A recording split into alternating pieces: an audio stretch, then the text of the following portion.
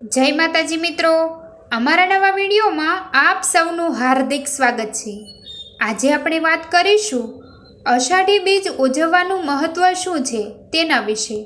તો વિડીયોને અંત સુધી જોવાનું ભૂલશો નહીં મિત્રો। ઈસવીસન 1605માં જામલાખો ફુલાણી નામનો વ્યક્તિ જ્યારે બહારથી ફરીને કચ્છ પરત ફર્યા ત્યારે અષાઢ મહિનાનો પહેલો દિવસ હતો। ત્યારે ત્યાં વરસાદની હેલી છોમેર પથરાયેલી અને બધા ખુશ થયા। જામલાખાજી આ જોઈને કહ્યું, અષાઢી બીજને નૂતન વર્ષ તરીકે ઉજવશું। ત્યાર પછી તે દિવસથી આજ સુધી રાજાશાહી અને લોકશાહીમાં દર વર્ષે ધૂમધામથી નવું વર્ષ ઉજવાય છે। કચ્છીઓને નવા વર્ષની ખૂબ ખૂબ વધામણી।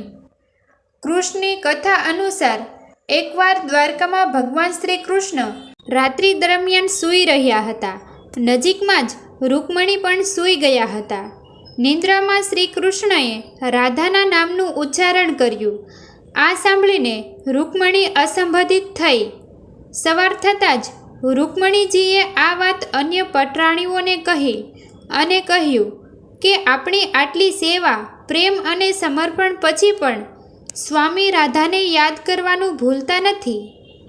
ભગવાન કૃષ્ણ તેમના ભાઈ ભગવાન બલરામ સાથે દ્વારકાની બહાર ગયા હતા। ત્યારે કૃષ્ણ ભગવાનની 16,108 રાણીઓએ માતાને પૂછ્યું કે અમે કૃષ્ણ ભગવાનની આટલી સેવા કરીએ છીએ, છતાં શ્રી કૃષ્ણજી દિવસમાં રાધાનું નામ જ લે છે। ત્યારે માતા બોલ્યા, જો કૃષ્ણ અને બલરામ રાજમહેલમાં ન પ્રવેશે તો હું કહું। ત્યારે રાણીઓએ આ માટે સુભદ્રાને દરવાજાની બહાર ધ્યાન રાખવા ઊભી રાખી। તેથી આવે તો જાણે કરે અને કહ્યું કે કોઈને અંદર પ્રવેશ કરવા ન દેતા। પછી માતાએ કથા ચાલુ કરી। સુભદ્રા દરવાજા પર કાન રાખીને અંદરની કથા સાંભળવા લાગ્યા। ત્યારે કૃષ્ણ અને બલરામ પાછા આવ્યા તો તેમણે જોયું કે સુભદ્રા દરવાજા પર કાન રાખીને ઊભા છે। કૃષ્ણ અને બલરામ રાજમહેલમાં પ્રવેશવા ગયા તો સુભદ્રાએ તેમને રોક્યા। તો કૃષ્ણ અને બલરામ સુભદ્રાની જેમ દરવાજા પર કાન રાખીને અંદરની કથા સાંભળવા લાગ્યા। ત્યારે અચાનક ભક્તિના ભાવને લીધે ત્રણેયના હાથ અને પગ સંકોચાવા માંડ્યા અને આંખો મોટી થવા માંડી। ત્યારે જ કૃષ્ણ ભગવાનને મળવા નારદ મુનિ દ્વારકા આવ્યા તો તેમણે જોયું કે કૃષ્ણ ભગવાનના હાથ અને પગ સંકોચાઈ ગયા હતા અને આંખો મોટી થઈ ગઈ હતી। નારદ મુનિએ કૃષ્ણ પ્રભુને કહ્યું કે તમારું આ રૂપ જગતને બતાવો।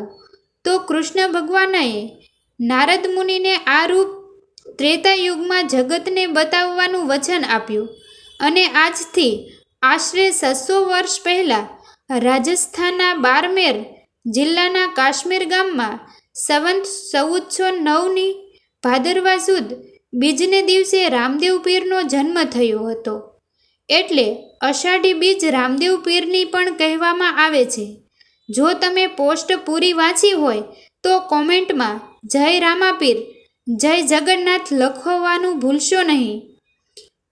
આવા જ નવા અને દરેકને જાણવા લાયક તેમજ દરેકને ખૂબ જ ઉપયોગી બની શકે તેવા વિડીયો તેમજ ધાર્મિક કથાઓ જોવા માટે અમારી ચેનલને લાઇક, શેર અને સબસ્ક્રાઈબ કરવાનું ભૂલશો નહીં મિત્રો। જો તમને વિડીયો પસંદ આવ્યો હોય તો વિડીયોને તમારા અન્ય સગા સંબંધીઓ તેમજ મિત્રો સાથે શેર કરવાનું ભૂલશો નહીં મિત્રો। થેન્ક યુ મિત્રો। મળીએ છીએ એક નવા વિડીયો સાથે। આભાર।